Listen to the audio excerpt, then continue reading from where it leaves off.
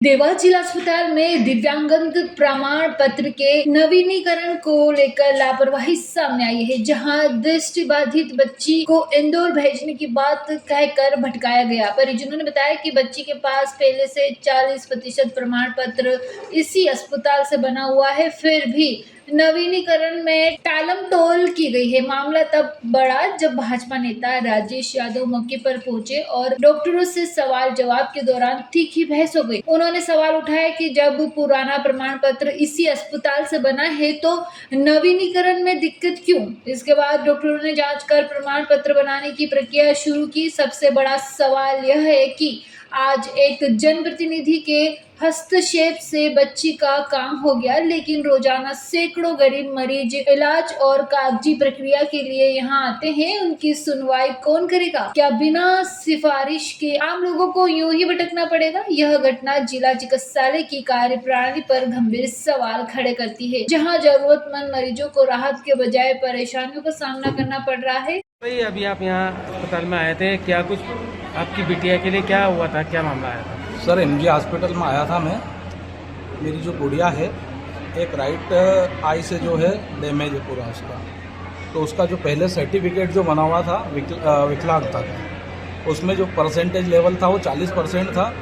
अब उसको रिन्यूअल करवाना था, क्योंकि 15 साल के बाद में वह परमानेंटली एक्टिवेट हो जाता है, उसको रिन्यू करवाना पड़ता अपने को, है ना। अब उस कंडीशन में डॉक्टर ने 40% की ग्रोथ को डाउन करते हुए उसको 30% करने का बोल रहे हैं, है ना।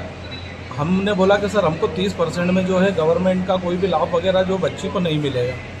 तो वो बोलते हैं कि आप इंदौर जाइए, वहाँ पे जांच करवाइए, मतलब 2 से 3 बार ये यहाँ से वहाँ, यहाँ से वहाँ। फिर हमने जो है राजेश भैया को बुलाया और राजेश भैया के थ्रू फिर यहाँ पे कार्रवाई की गई है और डॉक्टर अभी वापस से जांच कर रहे हैं। तो क्या कितने % बनाया जाएगा आपका बच्ची का सर्टिफिकेट? सर पहले जो था वो 40% था, अब देखते हैं, हम डॉक्टर साहब जांच कर रहे हैं वापस से। लगभग 40% तो मिनिमम होना ही चाहिए।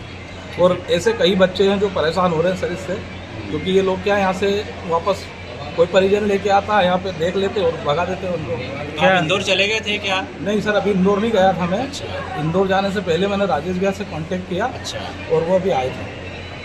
ठीक। कहाँ से आए और आपका नाम और आपकी बेटी का नाम बताइए। सर रेवाबाग से आया हूँ मैं। मेरी बेटी का नाम सलोनी भीमोदिया है और मेरा नाम राजेश भीमोदिया है। ये क्या कुछ मामला था, आप यहाँ पर आए थे? एक आंख से पूरी डैमेज थी एक बच्ची, उसका मेडिकल बोर्ड का सर्टिफिकेट बनना था। सुबह बातचीत करके भेजा गया था उसको, लेकिन यहाँ कोई डॉक्टरों ने उसको इंदौर जांच करा के आओ ये सारा लिख दिया। बहुत गरीब बच्ची है। 40% का उसका 2020 का सर्टिफिकेट ऑलरेडी बना हुआ है, लेकिन अब नया सर्टिफिकेट बनाने में वो फिर नाटक नौटंकी कर रहे हैं कि उसको इंदौर भेजो, पहले जांच करेंगे उसके बाद बनाएंगे। वो चर्चा करने आए थे, उनको बताया है कि हमारी सरकार जब सुविधाएं दे रही हैं, हमारे जो दिव्यांगजन हैं उनको सुविधा देने का काम कर रही है, चाहे केंद्र की सरकार हो प्रदेश की सरकार हो। ऐसी स्थिति में आप लोग मान्यता के आधार पर भी थोड़ा बात रखें। वो गरीब बच्ची है, वो इंदौर जाएगी, कितना खर्चा होगा उसका पैसे ही नहीं है। मैंने उनसे निवेदन किया है, डॉक्टर ने उस चीज़ को एक्सेप्ट भी किया है और वो सर्टिफिकेट बन रहा है। बच्ची कहाँ की है? और देवास की रेवाबाग के हमारे सोनू परमार पार्षद है, इनके वार्ड की बच्ची है और डॉक्टर ने एक्सेप्ट भी किया है, उसको बच्ची का सर्टिफिकेट बन रहा है। देवास से ब्यूरो चीफ अभिषेक सोनी की रिपोर्ट।